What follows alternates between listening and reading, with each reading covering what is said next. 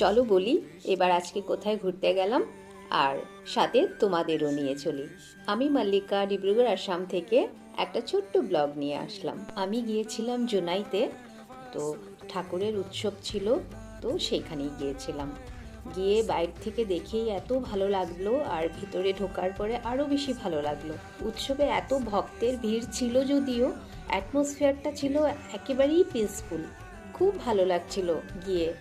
আর আমিও গিয়ে ঠাকুরকে প্রণাম করে নিলাম, নিজের মতো করে ঠাকুরের কাছে নিজের বলা কথাগুলো রাখলাম, আর অনেকটা শান্তি পেলাম। এই ইভেন্টটাকে না অনেক সুন্দর করে অর্গানাইজ করা হয়েছে।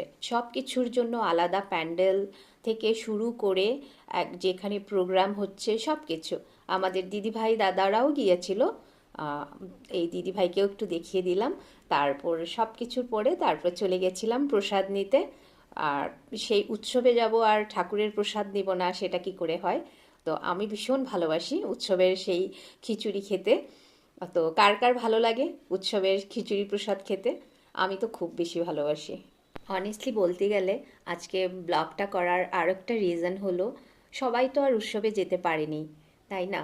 তো আমি ভাবলাম আমি একটা ছোট্ট ব্লগ বানিয়ে নিই, আর সবাই যারা আসতে পারেনি তারাও যেন একটু দেখতে পারে যে কত সুন্দর করে উৎসবটা হয়েছে। সেই জন্য যে শান্তিটা, যে ভাইবটা আমি পেয়েছি স্ক্রিনের ওপার থেকে, তোমরাও যেন সেটা ফিল করতে পারো, এই জন্যই এই ছোট্ট করে ব্লগটা করা। আমি এখানে আসতে পেরে নিজেকে অনেকটা বেশি ব্লেসড ফিল করলাম, আর এটার জন্য পুরোটাই ক্রেডিট যায় আমার বরকে।